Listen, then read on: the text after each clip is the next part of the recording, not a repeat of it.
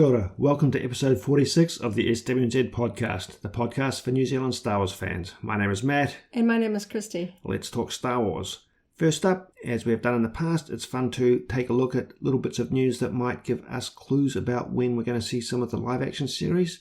Really, the only one that's on the go at the moment is the Season 3 of The Mandalorian, which we're expecting to screen next year, probably later next year, the way things are panning out. Now, we've talked about this a few times in the past because it's not 100% clear whether or not this is going to have already had some scenes filmed during the filming of some of the other live action series. I think that's entirely plausible. But one notable thing that's cropped up is that Carl Weathers, who plays Greef Karga, and I don't think this is too much of a spoiler, has tweeted that for him in particular, he is going to be filming this week. A few days ago, he tweeted that Season 3 begins for yours truly on tomorrow. Greef Karga will be back on Disney+.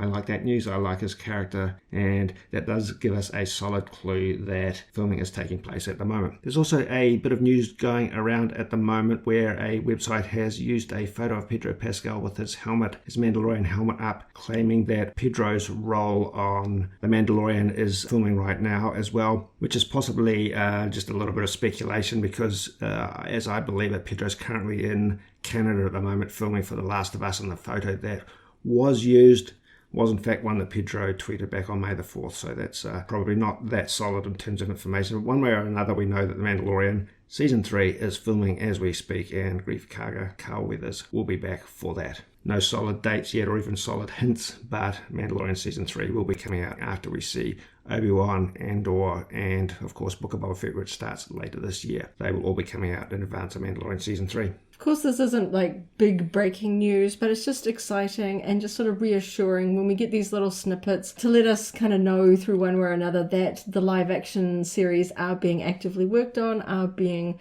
filmed, and so it's always just exciting to know when they're getting back on set to work on new series. Yeah, well, we've talked about how interesting next year is going to be with the continuous flow of Star Wars content, but I also think secondarily to that, it's kind of fun to think that as well as getting continuous content to watch, there is this continuing ongoing background process of series being produced. And it's also the other thing that I take from this is when someone like Carl Weathers makes a tweet of this sort, it does imply that he is interested in what the fans think about the character and, you know, engaged in the role. Yeah, I like seeing actors share their projects on social media or talk about it in interviews and things. It just sort of conveys that they are excited about being part of this as the fans are. Okay, that's about it for live action series, but plenty of other news to talk about. Hasbro Pulse Con is going to take place this coming weekend on October the 22nd and 23rd in the US. That's Saturday and Sunday New Zealand time.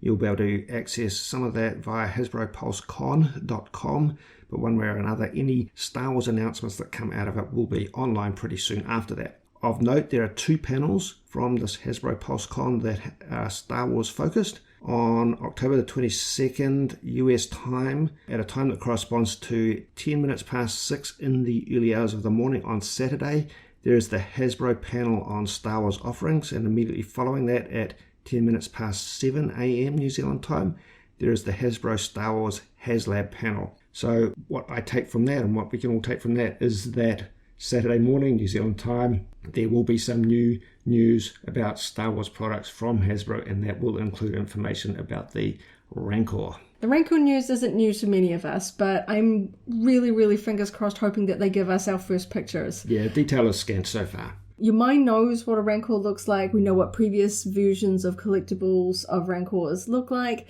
but I really want to see which direction they're going with for the HasLab one. The HasLab range has included things like the sail barge and the Razor Crests, which are super popular. You know, we haven't got our hands on the Razor Crest yet, but by all indications, it's super popular. It way exceeded their sort of pre-order expectations. So I'm super excited to see this one. Hopefully it will have the same sort of access and distribution that previous offerings That's the big have. hope. Yeah. That we really hope that local stockists like Mighty Ape will once again offer pre-orders for this locally, so we don't need to go through the fuss of ordering through these sort of international channels. Well, as we said before in previous podcasts, when this has cropped up, the Razor Crest was available locally through Mighty Ape and EB Games. And when you did the maths, when you crunched all the numbers, taking into account shipping and duty, the prices from both those retailers It's pretty much the same as bringing it in via a freight forwarder from Hasbro Direct. So yeah, fingers crossed that will be the same case for the Rancor.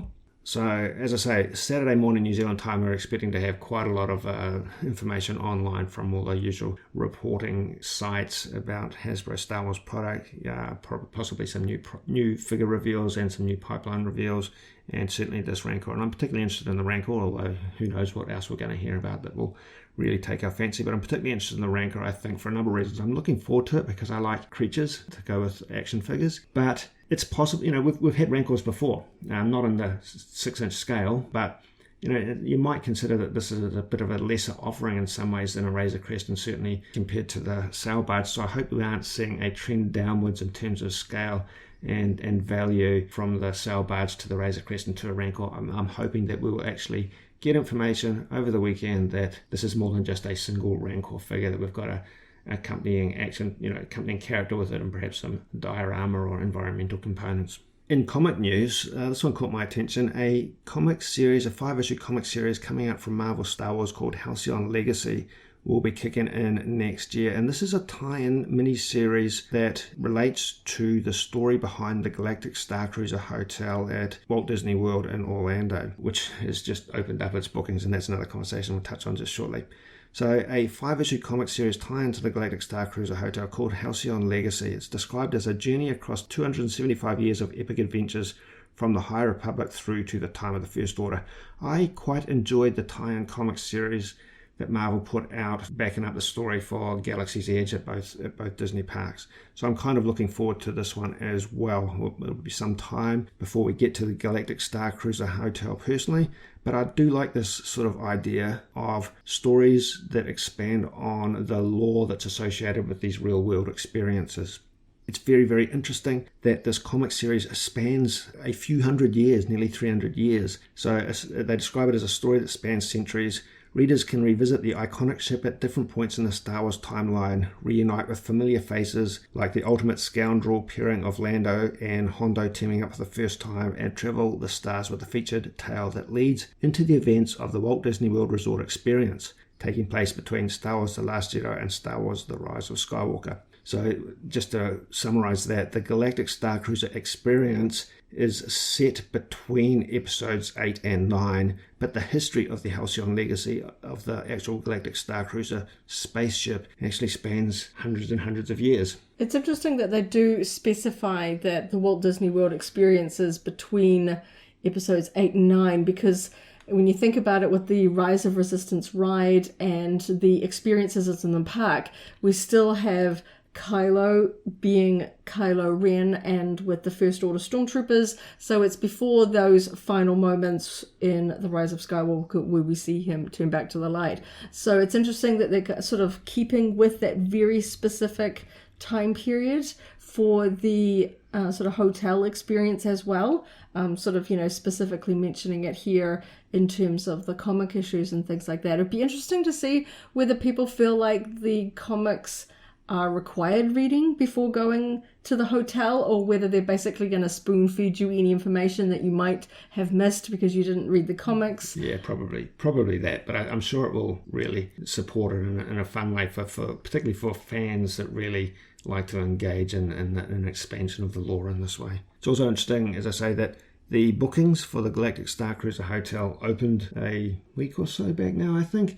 And I think the first block sold out pretty quick, and they've moved on to subsequent blocks, which was interesting that happened in such a tight time frame. I don't know what the actual numbers of rooms that were available off the top of my head, but one way or another, just seeing them snapped up so fast was quite a positive thing. Yeah, the first sailing, as it were, was open for Disney Vacation Club members and annual pass holders. So these are people that already have a sort of a financial relationship with Disney. They've already invested a certain amount with the Disney Vacation Club and annual passes. So it was not terribly surprising that the first chance they got, they were going to grab that experience. It's going to be sort of hotly contested, I think, with a lot of the content creators, the people that want to get videos out, get the content out, showing what this experience is like. I know a number of high-profile Disney park YouTubers and that have confirmed that they will be on the first sailing at this hotel. So I'm very, very excited that we know that there's going to be some good videos from some good experienced content creators that will really give us a good vibe of what it's like for them. Oh, and the other thing that's mildly interesting about some of the early dates that have been made available is that one group of passengers is going to be able to do this event on May the 4th or over Star Wars Day. So that's a little bit of a treat, and I can see that booking block actually being quite sought after. Yeah, they always do added special Star Wars things in the parks for May the 4th, whether it's specific merchandise. I know sometimes they give out like a free pin or collectible sort of things for guests in the park on those days. They certainly put on a little bit of a show to celebrate that day. So, so whether or that not would be special. Even if they don't do that, I think just the badge of honour of being able to say that you were there for May the 4th is a big deal. Okay, a few podcasts back we talked about a leaked bit of information that gave us clues to some upcoming video content called Galaxy of Creatures. This is now in fact live. We didn't know at the last time we talked about it through which channel we'll be able to catch this, but it is in fact on the Star Wars Kids YouTube channel. These are a series of quite short, 2-minute or less snippet videos taking a look at the creatures of Star Wars. They're aimed very much at kids. They're fun. The animation style is fun. They're great to show to your kids. They don't give us a lot of information. They're sort of adult fans in terms of the background, actual canon lore related to the animals. But if you've got kids, then I'm sure they will enjoy this sort of material. The animation is cute, the animals are cute. At the end of each episode, there's like a little screen with sort of detailed information about the creature in question, home world, planet, some little quirky facts and things like that. And I guess I was hoping that either these would be longer in duration or aimed at sort of a mid-tier audience. It's not surprising that it's targeted at very little kids because the animals are depicted sort of being cute and cuddly. But if it was a little bit longer, I think they could have done a little bit more with it. I feel like 2 minutes feels a little short, yeah. Even for keeping the kids, I know everyone's got a short attention span these days, but if you're trying to get kids to absorb into something for a little bit of time without having to switch between actual episodes, then yeah, 2 minutes is quite short. Hopefully maybe when the series is done, they'll put them all together as sort of like a little 20-minute video or something like that, so kids can sort of watch it all at once without having to sit through the sort of classic credits that go on all of these videos and things like that just sort of drag it out. So Star Wars Galaxy of Creatures on the Star Wars Kids YouTube channel. There's associated merchandise with this, t-shirts we know of through Amazon, but also in the US through Target, a bunch of plush animals directly styled upon, based on the animation style of these series. Unlikely that we'll see those in New Zealand, but they can be chased down if you've got kids that are into those sort of things, or if you are a bit of a plushy collector yourself. I really do wish that items like these were stocked locally. I remember being fairly hopeful when Disney started to put selected Galaxy's Edge merch out at retailers, not just in the parks. And here in New Zealand, we got a certain range of collectible figures. We got some of the Black Series. We got some of the small droids that you could paint up. But in the States, they also included a huge range of plush animals that were sort of very similar, if not identical, to ones that were sold in the parks. And I was really hoping that we would see some more of that range locally. Alas, that wasn't the case. Yeah, but they're not just for the kids. I can see these as quite, sought after collectibles in many ways. Yeah, I think that there's a sort of a gap in New Zealand. We've certainly got the action figure market is reasonably well represented in New Zealand. There's obviously nitpicks here and there when a wave or a certain figure doesn't show up. But there is ranges like this where it's plastered all through department stores in the US and then it doesn't seem to go outside. And it's like, I think there'd be a lot of people that would, these are great things to put on your shelf in your office or just scattered amongst your Funkos and other collectibles, or as you say, for a kid's room, have these cute little things to go with the YouTube videos that they're obviously trying to release so that the younger generation comes on board with Star Wars. So that feels like a little bit of a letdown that we're not getting the tie-in merch for these younger series. Like I said, we're presuming because they're available through Target in the US, not holding my breath that we'll see them locally, but who knows. But speaking of products, last Wednesday, Lucasfilm, Star Wars, Disney kicked off a Bring Home the Bounty campaign, which is every Wednesday they're going to be revealing a new set of products, Star Wars products, that they will highlight on the StarWars.com website. Kicked off last Wednesday. It's going to go all the way through to the end of the year, so it's going to be building up to the Book of Boba Fett's release. It is not singularly tied to The Mandalorian or Book of Boba Fett. It's going to cover all the series in the movies. They come out on Tuesday US time, so Wednesdays New Zealand time. Now, I certainly like the idea of ongoing Star Wars product, of course, particularly when it's highlighted like this, although sometimes I find this week-to-week product highlight a little bit of a challenge to keep up with in some ways. If you're a collector, sometimes you feel a little bit overwhelmed, but hopefully we'll see some fun stuff, and it'll be spread across a number of different product categories so we don't feel under a lot of pressure as we build up to Christmas. Yeah, I'm with you on this one. Certainly, we're used to these cadence of releases. We've seen it back when they did the build-ups to the Mandalorian series with Mando Mondays. It tends to heavily focus a bit more on the US market. There are certain products in there that are just not available locally. And we now know that with USPS not shipping to New Zealand temporarily, we don't know when that's going to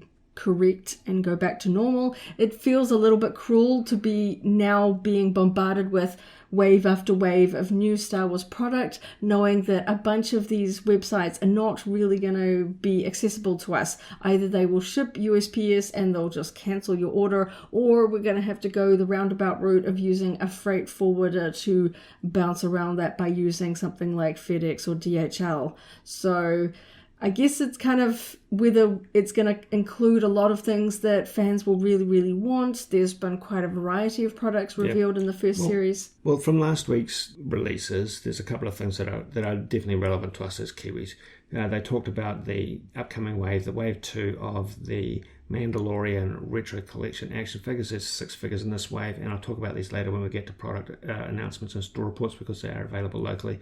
The other one that did catch my attention is the sunglasses from Diff Eyewear, because you've got familiarity with them, that product and that company, and they do ship directly to New Zealand, don't they? So that's something that's probably worth talking about. Yes, I'm a fan of Star Wars fashion, so I've been aware of Diff Eyewear for a little while now. They first released some time ago with a range inspired by original trilogy characters, Leia, Boba Fett, Vader, and the like. And about a month ago, they released a second wave of some of their popular characters and designs in sort of like a revamped version. They're good, high-quality glasses, not too sort of youth-orientated in terms of their loud designs. They've got the right amount of touches, I think, but still kind of can go undercover as not too Star Wars-y. They tend to do... Well, I think the styling on them is generally quite sophisticated. They are all character-based, aren't they? But they're not in your face. No, they don't have pictures of the characters on like the sunglass arms or something like that. They tend to have touches that if you're a Star Wars fan, you will recognize that influence, or you might recognize the subtle Aurebesh on that. But for this Bring Home the Bounty sort of launch, they have released 3 new sunglasses inspired by characters specifically from The Mandalorian. We have a pair inspired by The Mandalorian himself, Grogu, the child, and Ahsoka Tano. So these ones are, again, inspired by their costumes. With these new waves, they have introduced this fun feature, which I'd love to see for myself, in which a hidden image or text will appear on the sunglass lens when you breathe on it. I don't know if that's particularly to do with sort of condensation or just heat. I would love to see that effect in person. I know the Mandalorian pair has kind of got like a subtle sort of aviator style to it with touches of his costume on it, and when you breathe on the lens, it reveals the text, "This is the way." And I'd love to see what that looks like in person. These are a little bit on the more expensive side for sunglasses. Because they're quality constructed, aren't they? They're metal hardware and so forth. They come with a Star Wars branded case so that you can keep it in your car or your handbag and stuff like that. It comes with a cleaning cloth. So they tend to run about around the $100 to $125 US mark. But if you spend over US 115, they will ship internationally, including to New Zealand, via UPS. So it gets around the USPS not shipping to New Zealand. It's shipped via a courier, which is, again, not the fastest because international shipping is just slow right now, but it is free shipping, which is pretty good. And you do earn reward points that you can use on their non-licensed collections. So if you want to buy other sunglasses, or they also sell some of these Star Wars frames in both blue light and reading glass fittings, so you can get a certain magnification. So if there's a particular style you really like, sometimes the Star Wars ones can also come in reading glasses. So there isn't a lot Star Wars reading glasses in the world, but Diff do offer some of those, so they're definitely worth checking out.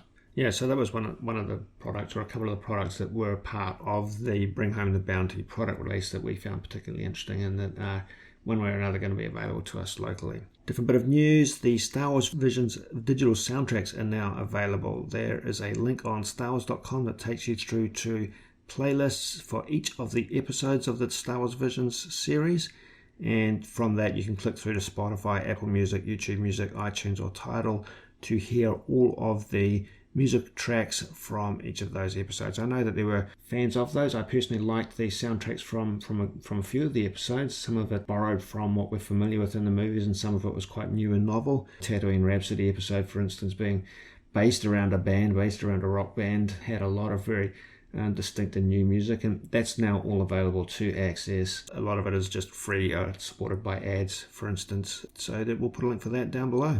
And just rounding out our news reports, those of you who are into the role-playing games, Star Wars role-playing games, a bit of good news. Edge Studios, which are part of Asmodee, will be producing role-playing games set in the Star Wars galaxy, building on the work previously done by Fantasy Flight Games. As you know from previous conversations, or if you are a fan of role-playing games or tabletop miniature games, Fantasy Flight Games is part of Asmodee. They previously managed all of the Star Wars games. Asmodee has since moved the miniature tabletop gamings into Atomic Mass Games, a separate division that has a lot of experience with that type of gaming, and now they're working with Edge Studios, or having Edge Studios work specifically on the role-playing games. So Edge will be exploring some of the many eras of Star Wars, revisiting old classics while venturing into exciting new frontiers of the setting. The studio looks forward to building on the legacy begun with Fantasy Flight Games, they tell us, who launched the wildly successful Star Wars role-playing game, Edge of the Empire. The former lead developer of Edge of the Empire, who is now the RPG manager for Edge Studios, said he is looking forward to revisiting the Star Wars galaxy. With the licensing deal reached, Edge is also working to ensure reprints of the existing role-playing products will be available to fans all around the world. So, as always, good to know that there is ongoing support for that sort of product. Moving on to our product announcements and store reports section. As we mentioned before, Wave 2 of the Mandalorian retro figures were announced as part of the Bring Home the Bounty campaign, and it is fantastic to know that these are available for pre-order now locally. They are $25 from Mighty Ape. This wave includes Ahsoka, the Boba Fett, the version of Boba Fett they're calling the Morak version. Morak is the planet on which the Empire had their mining facility that showed up in episode 7 of season 2. So it is Boba Fett's repainted armor. I really like that figure. So Ahsoka, Boba Fett, Bo-Katan, the Armorer, Death Trooper, and Mandalorian wearing the Beskar version of his armor. Interestingly, most of the Mandalorian Retro Collection figures, Wave 1, which was 7 figures, are still available, also priced at $25, same as Wave 2. Cara Dune seems to have sold out of this.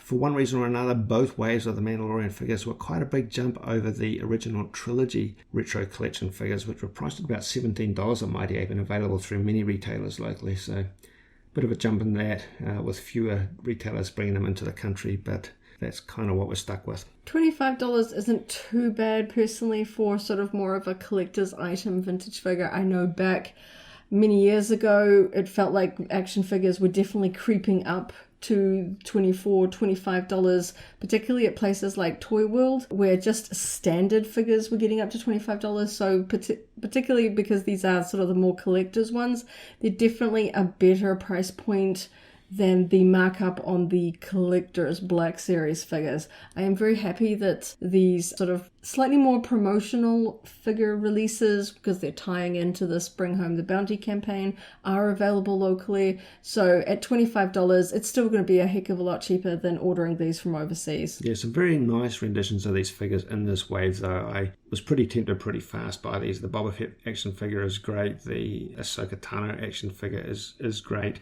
They fit in well with the actual vintage line, but there's some real nice styling without getting overcomplicated and carrying us away from that retro styling that is the whole core theme of the line. And the other thing that's mildly interesting just on that topic is that, I think I might have mentioned this before in an earlier podcast, but now both versions are available, is that you could get the original version of the Mandalorian, or the Mandalorian in the original version of his armor in Wave 1 of the Retro Collection action figures, and you get the Beskar version of the Mandalorian in Wave 2. From Gentle Giant, Diamond Select Toys, you can also get the Jumbo 12-inch scale versions of these figures, the scaled up figures. Both of them are actually available through Mighty Ape locally for pre-order.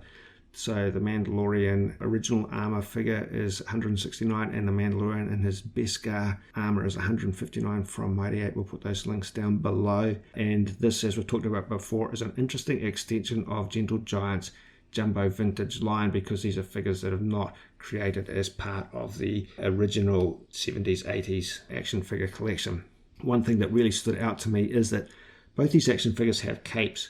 And in the earlier characters from the Gentle Giant Jumbo Vintage line, they had some trouble because they used vinyl capes for the action figures in the same way that the true vintage action figures did.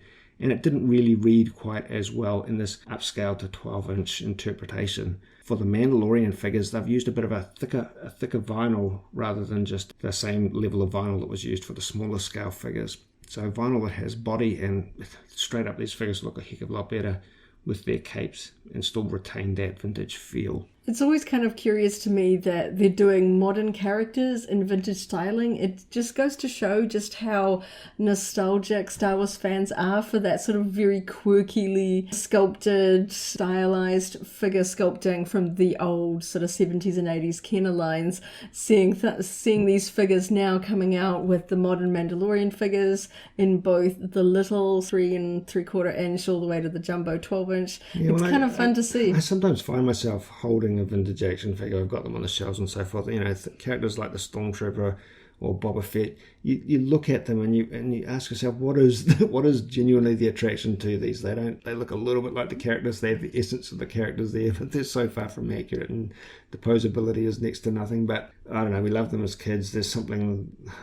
It's really hard to put your finger on, but clearly it works. Clearly there's a really strong connection with vintage action figure styling, even in this modern era, to the point where we want to see them in bigger scales. It's fun, even if we can't explain it. All right, also on the topic of the Bring Home the Bounty campaign, a couple of pop vinyl figures from Funko were announced, and they're also available for pre-order locally. Moroff from Rogue One is available. He's a standard price $25 figure. You can get him for $23 if you're a Primate member from Mighty Ape, up for pre-order now. And also a K2SO version. This is one of the Funko Pop figures in the standard size. It also comes with a coin, so he's priced a little bit higher at the $35 point. They are both available for pre-order now.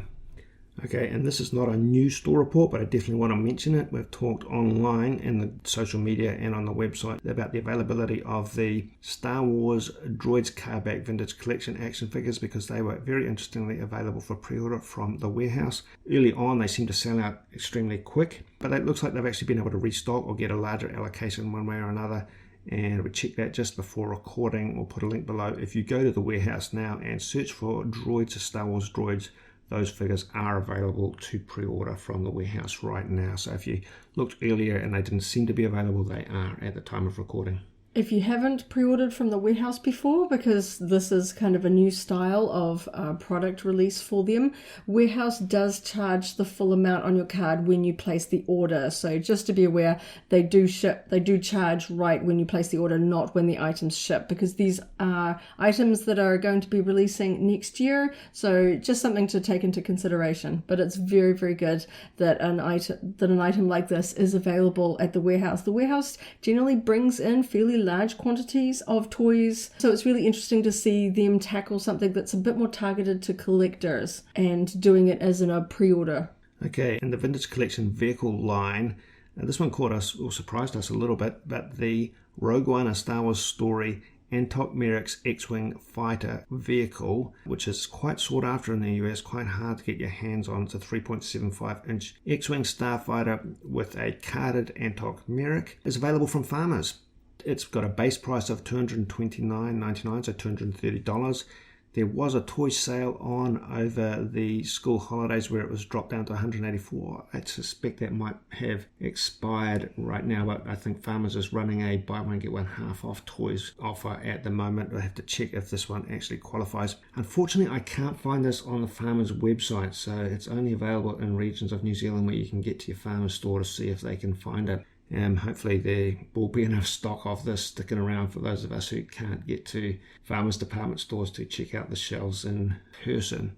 But very interesting that a exclusive, hard to find, high-end vehicle like this is actually available locally, and we've talked about it before. It's fun, even if it's surprising from time to time that some of these retailers are getting their hands on these slightly more interesting products that are tailored for collectors rather than kids.